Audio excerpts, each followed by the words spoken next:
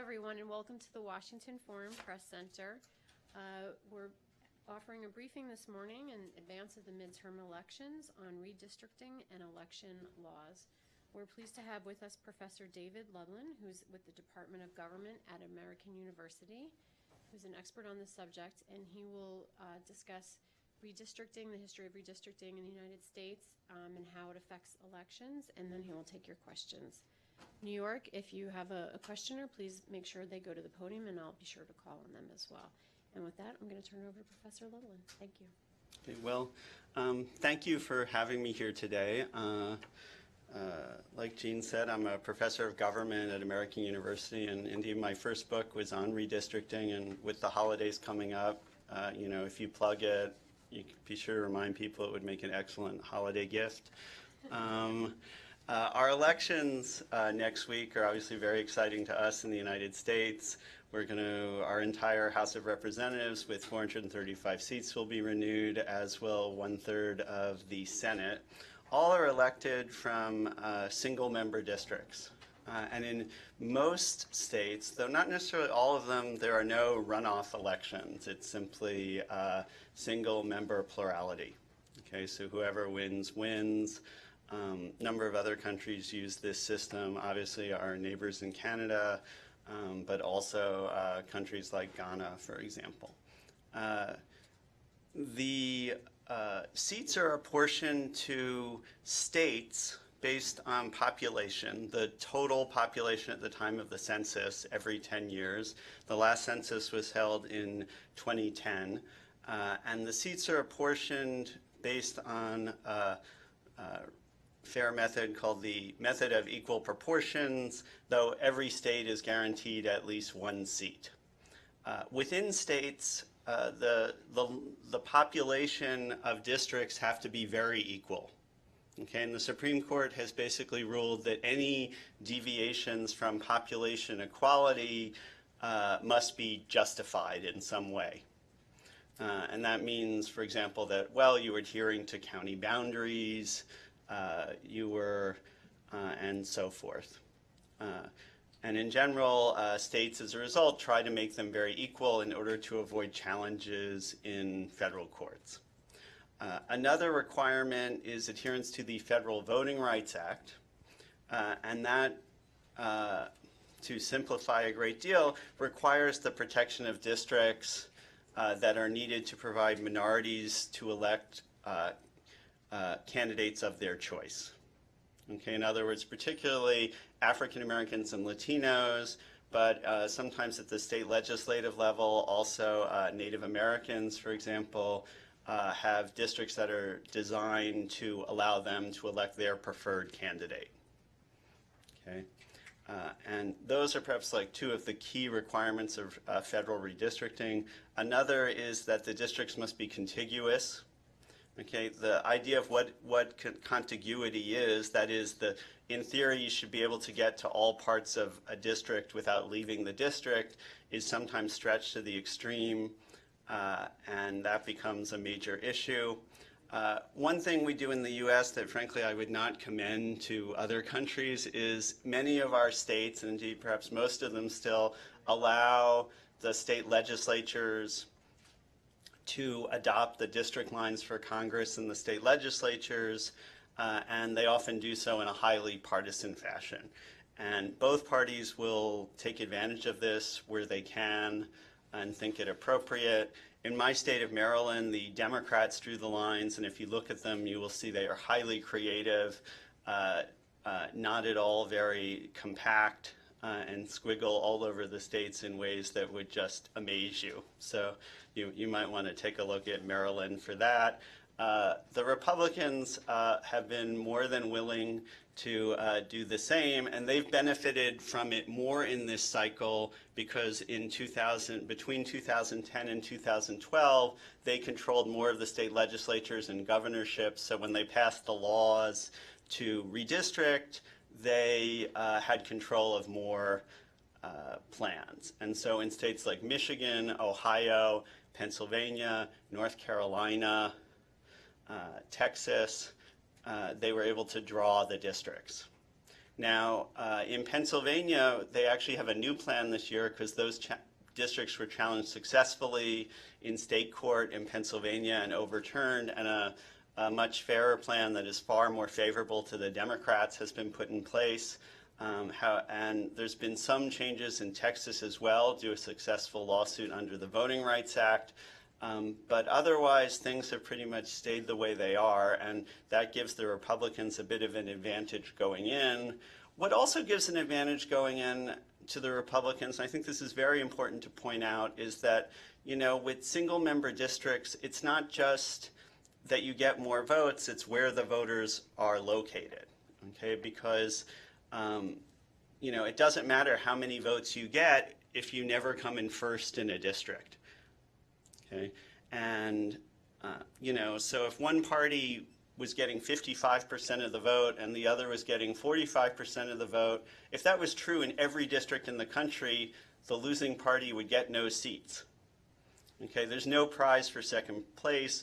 We see this, for example, in the United Kingdom, where the Liberal Democrats regularly come in second in many constituencies and get no seats, or they get seats, but very few of them, I should say.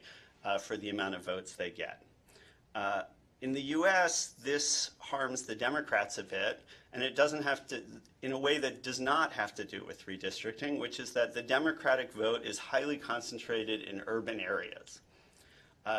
And so it's not very efficient, and that they would often prefer that maybe they had fewer of those votes in some of those city constituencies and more of them in suburban or outer suburban constituencies that would allow them to carry more seats. So even if you had even if you had completely fair redistricting everywhere, the Democrats would suffer a bit from this. We see this very commonly in single-member district systems.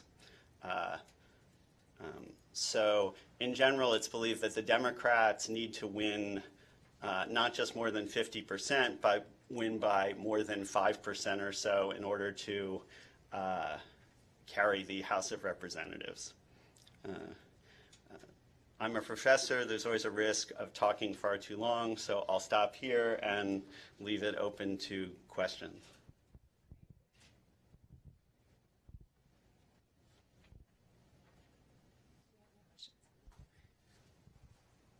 Hello, I'm Alexei Bogdanovsky with RIA Novosti, Russian news agency. I just wanted to ask you, how many competitive districts do you see in the House of Representatives, and how much of a percentage point lead does a party need in order to be competitive in more seats? You know, obviously that changes depending on the share. Currently, you know, it depends how you define competitive. Okay, like if you define competitive as any seat where a party has a remote chance of carrying it, it's actually an unusually high number this year, and particularly compared to previous years. And I would say actually, you know, easily 100 of the 435 seats, and even as many as maybe 140, which is far higher than in recent cycles where the number of competitive seats has been lower, in terms of much lower. And the reason for that is twofold. One is because there seems to be a shift to the Democrats going on. How big, we do not know. The Democrats now have chances to grab seats that were out of their reach before, which puts new seats into play. The other thing that's happened is President Trump has really changed some of the divisions in our politics, or at least how people are voting, in very noticeable ways. Particularly, the white electorate is changing its voting behavior, and what we're seeing is that white working class voters are moving further away from the Democrats, though not changing so much in this election. They changed more in 2016. But in this election, what we're seeing is white college-educated voters, particularly college-educated women, okay, in contrast to, say, working class men who have been among Trump's most loyal supporters, have shifted from 2016, according to surveys, to the Democrats. And since that's a new phenomenon that's changing, some districts in the past that weren't so competitive for Democrats are all of a sudden now more competitive. And that's, you know, the Democrats are really hoping that comes to fruition in a lot of places, and indeed they're depending on it.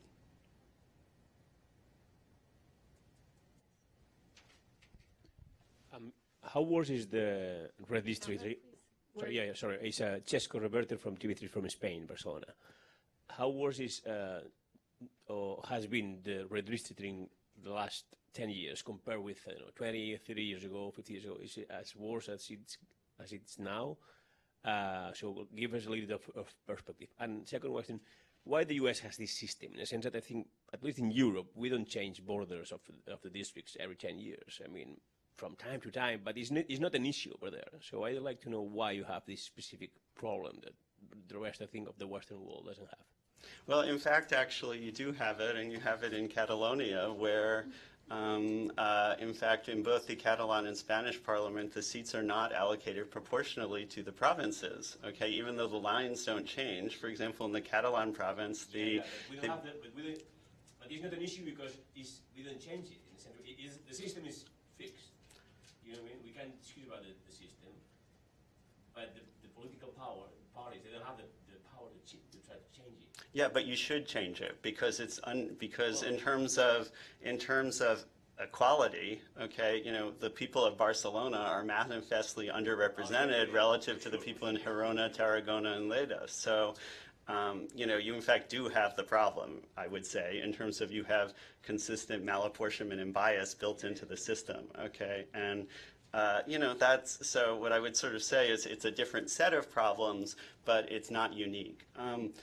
Better or worse is often in the eye of the beholder. I think one thing we've seen that's encouraging is a number of states have started moving to fairer systems, okay?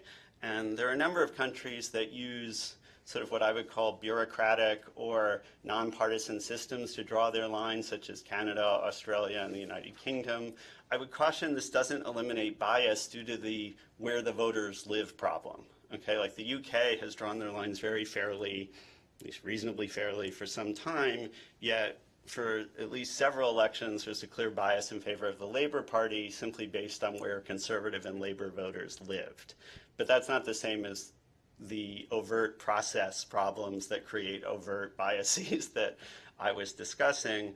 One good news is that one major state, California, created a very complicated but ultimately nonpartisan commission system of citizens that draws their districts, and that's actually provided for more competition, that we've seen many seats with closer elections in both the congressional and state legislative races, and since that's about 10% of the country, obviously that's a big deal.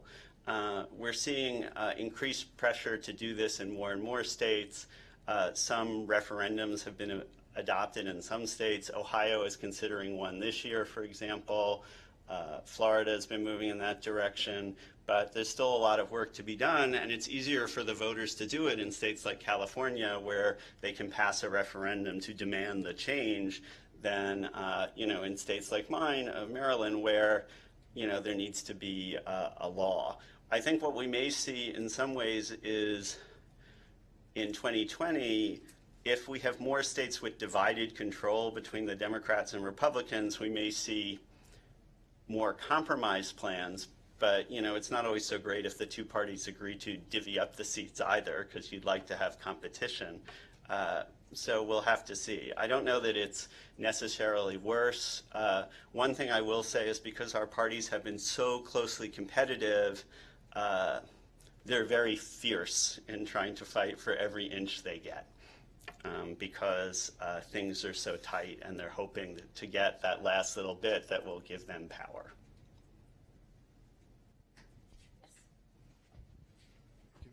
Good morning, David Mirovsky, Czech Television Public TV. You said that Democrats were very creative in your home state, Maryland. I guess that Republicans are also very creative in the other states. Could you please be more specific? What does it mean to be creative if you are redrawing the districts? Thank you very much. It means that the districts often, when you create territorial representation, the idea is to have sort of at least somewhat natural territorial units that are compact and that represent sort of a community in some ways. Now, even adhering to like that, you can sometimes have districts that are a bit odder than others. In Maryland, what it means is that like loads of counties are split unnecessarily. Counties are our basic sub-state unit. And so, for example, Baltimore City, which could fit into one congressional district, is divided into portions of 3. Okay, there's districts that go from the Baltimore suburb, from east of Baltimore down into the Washington suburbs. Okay, the lines are very, I guess erose is the term we use in English, very complicated, and computers have really facilitated this. We've seen, particularly since 1990, where computers first got involved, it's only made sort of the ability to draw districts with precision. And, you know, increasingly we do have worries that I always think of Brecht's quote about, you know, East Germany, where he's chiding the government, saying, like, perhaps you should dissolve the government and elect a new one. That here we're seeing, instead of the people choosing their elected representatives, that the elected representatives are choosing their people. And however, ultimately, one of the good things that happens is sometimes the gerrymanderers don't anticipate changes in the electorate, like some of the ones that are happening now, and so forth, so that they don't always work as well. I must say a lot of the ones adopted in 2010 have worked rather well. But you see, you know, you can have, sometimes gerrymanders, though, don't have to be non-compact, though sometimes if you know a little bit more, you can see. I remember there's a Republican gerrymander in Arizona that looks more or less like a nice triangle, until you realize that the triangle has at its vertices the Democratic sections of Phoenix, Tucson, and Yuma, connected by miles and miles of empty desert, which Arizona has a lot of. Okay, so it's a nice shape, but it's not you know, normally you'd think you'd put all of Tucson in a district. You'd put Yuma and as much of another place as you need. You wouldn't like carefully draw out the partisan parts.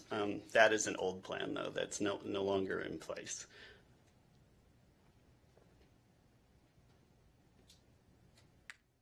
Questions? Yes. Follow up? Are you worried for the democracy itself? I mean, do you think this is a danger, and the system itself is, you know, is in danger because of that, or it's not that serious? And, well, I don't know. It's not so much about redistricting. It's a general question, but a fair one. Am I worried about democracy? I'm increasingly worried about democracy around the world, frankly. One thing I think we in America have had to learn a bit, and particularly after the 2000 elections, which caused us to try and improve the system by which we cast votes so that it's better and more accurate, is that we often tend to think of democracy as being like you've arrived at a train station, okay? Like you're there, you've arrived, you're a democracy. But the reality of democracy is that it takes continual work, continual defense of our freedoms, and continued civil society for people to advocate for the values that make democracy work. Because while institutions are super important, and as you can probably tell, I love to study electoral systems in different countries, you know, it's also about the people in the countries and the attitudes that they take. And I think we've seen a rise in some countries of the populist left, but in more countries a rise of the populist right, that, you know, increasingly there's sort of questions about some of these freedoms, but I think we've shown that clearly there's probably work to be done here as there is in other countries. We'll take one question from New York and then we'll come back here. Echo in France. Two questions. You say Democrats suffer from these rules today. Can you just give some examples and explain a little bit more about this? And the second question, is there really a debate to change these rules, maybe for the next elections? Thank you. The first one was examples of the Democrats. I didn't catch that either. Can you repeat your first question, please? Yeah, examples of, yeah, you said Democrats suffer from these rules today. Can you just give us some examples? Does Sure. it mean that, yeah, means that they have to win, you say, by more than 5% at the national level? I think that's it. Okay. A great example is the current North Carolina lines. Okay, in 2012, the first time they were used after they were drawn, which was, as you may recall, a pretty good year for Democrats. President Obama was reelected. The Democratic candidates for the House of Representatives in North Carolina got a slight majority of the vote. Okay, for president, which indicates, as most people suspect, that North Carolina is a fairly closely divided state. Okay, this was also a year, however, President Obama narrowly lost North Carolina, but the House candidates won. However, only 3 Democratic House candidates were elected out of the 13 in North Carolina in that year, even though they'd won a majority of the vote. Okay, and essentially it was because they were packed into,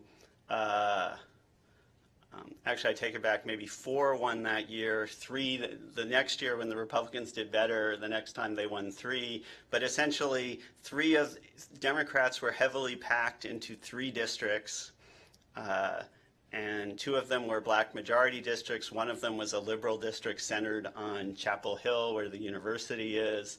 And there was 1 district that a Democrat managed to eke out a win in that year that then he retired, and the Republicans have held easily since. Now this year the Democrats are hoping that maybe they'll break through that gerrymander and win a seat or 2 there, but so far it's worked very effectively to give the Republicans a disproportionate share of seats. I would caution at the same time, however, that when a party wins a majority, normally they're expected to win more than what you might term their fair share of seats. Okay, you see how that works in your own country, where the National Front gets a sizable share, or I guess I should say National Rally now, gets a sizable share of the vote, but gets almost no seats in Parliament. Okay, and that's because the other parties, which are stronger, get a higher share, among other reasons besides your runoff system. And so here, generally, it's not shocking that one party would get a higher share than their share of the vote, because that's kind of how single-member district systems work. But the Republicans have made it so that they get an even higher share, and that it's very hard for the Democrats to get any seats unless they do extremely well, any more seats unless they do very well. Great. For our next question, we'll go here and then back to you. Hello, my name is Carissa. I'm from Singapore's The Straits Times newspaper. My questions are, how do the redistrictors get the data on people's political leanings to know how to draw the lines? And if unfair gerrymandering can be changed through court cases, what's preventing people from bringing more of these cases if they're not happy? Is it very time-consuming or expensive? Or thank you. All very good questions. Regarding the where they get the data, some of it, not the partisan data, but data on demographics is available from the census. Okay, the census can tell people down to very tiny levels, not at the individual level because you can't reveal data about a person, but down to what we call the block level. All sorts of data about the race, income, how many people live in the household. Okay, and parties through their own databases and then the states are able to match it with election result data, so they can figure out essentially, what is the voting behavior of people in past elections, very simply. And if the parties want to take it even further, and it's not clear to me how much they do this, during elections now the databases are quite sophisticated at the individual level, where parties can buy data where they may know what magazines you subscribe to. Okay, and target messages to you on that basis. So if you subscribe to, say, The Advocate, which is an LGBT magazine, a party may decide to target you on that basis. Similarly, if you subscribe to, Guns and Ammo, maybe you'll get a message from a candidate about how you support protecting gun ownership rights. You could potentially pair that sort of information too. I think parties rely mainly on the election data, which is available. Some states prohibit its use during the process, such as Iowa, where it's drawn by bureaucrats. I believe like the drawers in California may also, are also sort of limited in how much they consider that sort of information. But in other states, they use it with abandon, okay? Like clearly in, both North Carolina and Maryland, they're very aware of what they were doing. And so that's how they do it. Your second question was about, challenging in court. You can challenge in court based on population equality, okay? But in North Carolina, they made all the districts perfectly equal so that you couldn't challenge on that basis. The other way you can challenge is based on the Voting Rights Act, and that provides for challenges in specific circumstances, not based on partisan gerrymandering. So far, the Supreme Court has held out the potential for that you could win a case on partisan gerrymandering, but they have refused to actually declare any plans unconstitutional because they claim that no standard has been defined that they find compelling as a way to define what is a partisan gerrymander. Notably, in the Pennsylvania State Supreme Court case, that state, under its own constitution, took a different route, and the state Supreme Court ruled differently.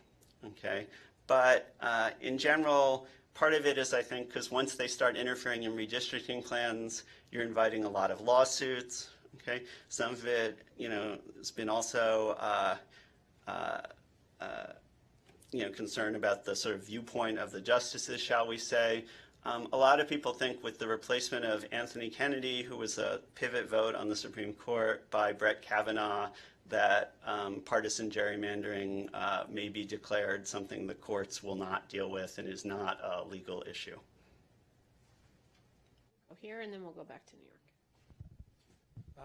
Just another question. It's, right now it's a common opinion that the Democrats had some structural disadvantage on the map because the redistricting was made mostly by Republican legislators. And how do you expect the map to change after the next census? Will the Dems have more of an advantage or less, even less maybe?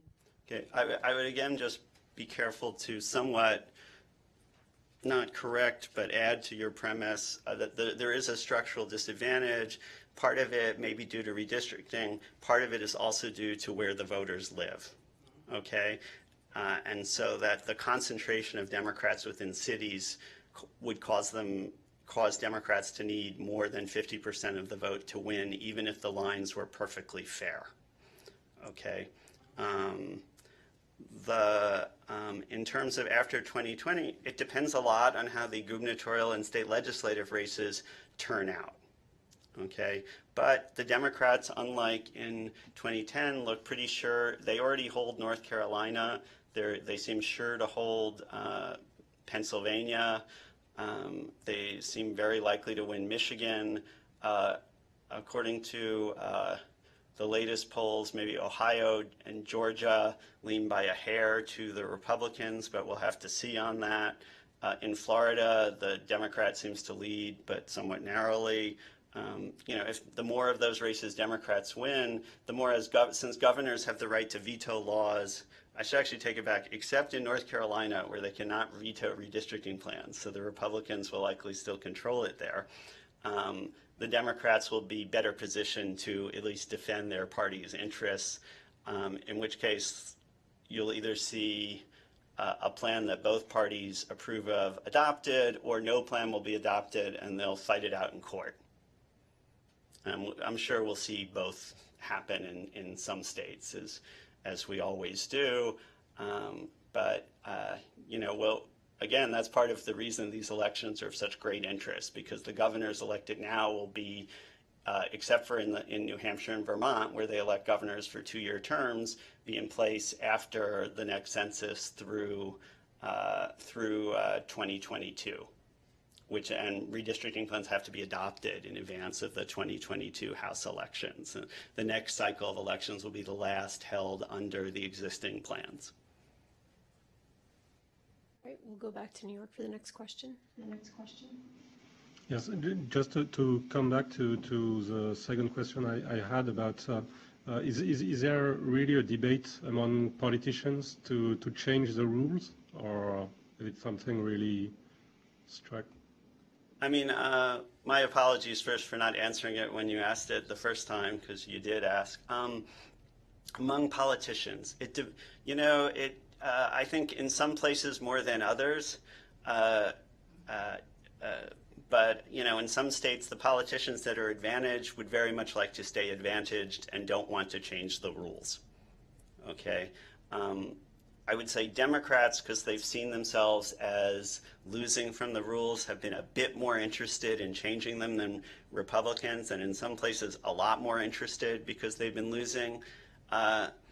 In Maryland, my state, there's been a bit of a dance between the Republican governor and the Democratic legislature, in that the Republican governor is eager to change the rules because his party tends to essentially never controls the legislature, but the Democrats have been much more unwilling, partly because to the Democrats it seems ironic that one of the only Republicans calling for redistricting reform is in a state where his party would benefit, but he's refused to call for redistricting reform in, say, neighboring Virginia, which also had a very Republican plan.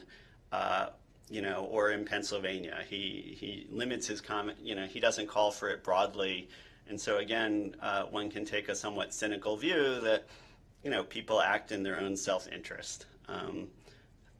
So sometimes what you can do, though, is harness self-interest to good ends.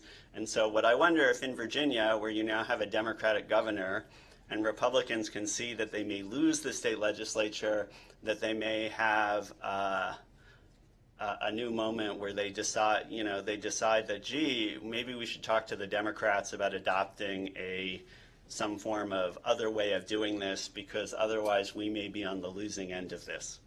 But that's just purely my speculation. Any additional questions here in Washington? Yes. Hi, Professor. Sorry, I got here a little bit late. This may have been asked already, not sure, but... Just provide your name and outlet, please. Sure. Emiliana Molina with NTN 24. We're a Spanish news outlet. I was wondering how redistricting the voting across the United States might somehow affect minority voters, especially Latinos, and if there's a particular state in where we're already seeing this and it has taken an impact when we send congressmen to the House of Representatives. Interesting question. For Latinos, the situation is really quite different than for African Americans, and the reason is because so many Latinos in this country are not citizens. Okay, so in a district, and particularly citizens of voting age are disproportionately not citizens, because after all, if, say, you arrived in this country as an immigrant by whatever means, you may not have acquired citizenship, but if your children were born here, they have it. Okay, it's been much in the news as of late, as I'm sure you're aware. And so in many districts with large numbers of Latinos that are drawn to benefit Latino voters, that actually works out pretty well for them and the Democrats, because many of the people living there may not be voters, but they, you still have districts electing Democrats for relatively few votes, but more specifically electing Latinos for relatively few votes, versus if we had a proportional system, they might find it harder because there it's strictly the votes that count. Obviously the Latino share of the electorate, however, I don't want to overstate lower levels of participation, continues to grow apace with each election. And Latinos are forming a larger and larger share of many districts. I think what we've seen is that the share of minority elected officials in many places seems likely to grow, partly because people seem quite willing to vote for candidates of whatever race as long as they're of their party. Okay. And so we see, for example, that an African American woman seems likely to win a very white district in northwestern Connecticut. We've also seen in some cases what you might call the gradual process of racial succession, such as I view, for example, the nomination of Ocasio-Cortez in New York less as about mobilization around progressives, okay, because turnout was incredibly low, as Ocasio-Cortez was a young, appealing Latina in a district that is now heavily Latino, and she really mobilized people and caught the long-serving white Democrat unawares, and so she won. And that's, that's kind of how politics works to an extent. And, we've also seen similarly where Charlie Rangel's district in Harlem used to be very African American, has now become more and more, and in fact now majority Latino. Rangel, after he stepped down, he fought off several challenges from Latinos. The district's now represented by, surprise, surprise, a Latino. And so I think we see this happening. We also see Latinos often able to win, even in areas that are majority white. For example, Marco Rubio in Florida, but also Bob Menendez in New Jersey and former Senator Salazar in Colorado. And I'd also caution that many of the Latino majority districts may not be Latino in terms of majority in terms of who votes, which means that those Latino representatives are already getting elected with at least partial white support. Okay, because a district that's like 55% Latino may not be majority Latino in who votes. We are seeing though, it's interesting, and so I do think we seem primed to see a further growth in minority representation, some due to minorities doing better in existing districts designed to elect them, often majority minority districts, but also some from districts outside of those places where you have compelling candidates. And I'm pleased that increasingly we see parties encouraging candidates that are, or if not parties, just simply like groups and outside people are interested, propelling, exciting people forward, like, the dynamic African-American teacher in northwestern Connecticut who seems to have a very appealing life story, who'll be a fine addition to Congress, and, and seeing more of this occur, racial redistricting has helped make sure the Congress is reasonably representative of different groups, but it would be nice to a certain extent if we could expand beyond that and move beyond that. It's also maybe a hopeful sign in a time where the parties are increasingly polarized between racial groups, though we'll see what happens in this election. For our next question, we'll go back to New York. Hi. I'm Liu from Xinhua News Agency. I have two questions. First one is, how many districts have been redrawn in the last 2 years involving this midterm election? I know several of the, I would say roughly half the districts in Pennsylvania. I'd have to check and see. I'm not sure when the Texas districts were redrawn or not, but that was only a couple of them. So not many districts. The general big redrawing occurs every 10 years after the census, and the census always occurs in the year ending in 0. And it's mandated by the Constitution specifically to collect data for apportioning seats, though the data is used for many other purposes too. You have an estimate of the number?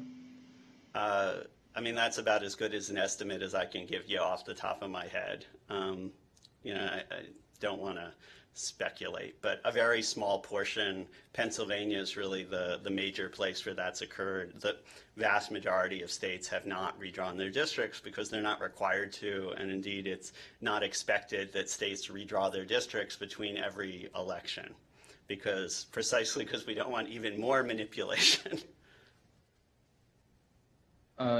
Second question is, how do you see the enthusiasm of minorities this year?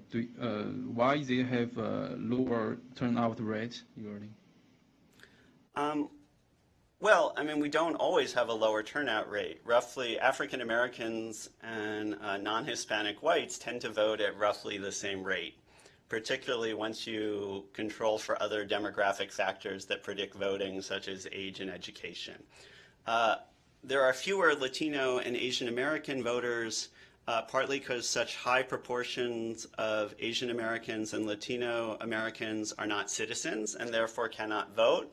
However, even among the citizens, voter turnout is lower than for white or African Americans, whites or African Americans. Speculation, a variety of reasons. Sometimes language barriers play a role. Sometimes it's also the parties need to do a better job of mobilizing people to vote. You know, it's interesting that Puerto Ricans on the mainland vote at much lower rates than Puerto Ricans who live on the island. Okay, Puerto Ricans who live on the island vote at incredibly high rates, okay, much higher than people on the mainland in general of any race. But Puerto Ricans who live in the US tend to vote at lower rates. And part of it is that, you know, in Puerto Rico, there's huge mobilization by the two major parties that turn the election into, shall we say, quite an event. Another reason may be is that sometimes, you know, recent immigrants are often more focused on politics in their homeland than in the United States per se. And when you think about how cable TV now makes it easy to get information and to watch television in your own language, that's easy to do. And, you know, pretty natural thing when you think about it. And many Puerto Ricans who are obviously Americans may be in some ways more focused on Puerto Rican politics on the island. But, you know, increasingly, you know, we see, you know, greater efforts to engage. There have been, I must say, criticisms of democratic efforts to engage Latinos as being insufficient or not as well done as they should be to engage this, you know, fast-growing group in the electorate. Latinos numerically are the fastest growing group. In terms of percentages, Asian Americans are, because Asian Americans have now become the largest immigrant group to the country. Time for one last question.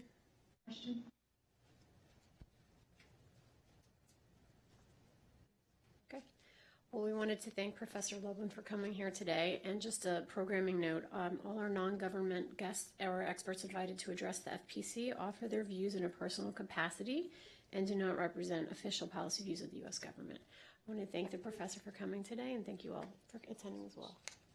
Oh, sorry, one last question in New York. Go right ahead. Okay, thank you. Комсомольская правда, Daily, Валерий Рукобратский. It's a little bit a technical question maybe. So you said that you're redistricting after census every 10 years. But why do you do it every 10 years, not 15, for example, not 5 years? Because that's how we decided to do it when the country was founded, that it would be done after each census, and we decided a decade was a good unit, probably because it's 10 years seems round to people now, and it probably did back in the 18th century. But, you know, other countries do it differently and at different intervals. There is one advantage to the way we do it here, which is it's less up to the whims of, say, the parliament, that it must occur or the plan will be challenged in court and a court will impose a new, fairer plan. Versus in some countries you've seen governments reluctant to move forward with redistricting because they're worried that it will hurt their party, or maybe pushing it forward sooner because they think it will help their party. So in this case, at least we have sort of a fixed date. I would like to take this opportunity on a different note just to emphasize what Ms. Fischetti said, which is that you know, these are just my professional opinions as a political scientist, and I like to say, don't blame my government for anything I said, and don't blame me for anything my government said. And on that note, we'll conclude this briefing. Thank you very much. Thank you.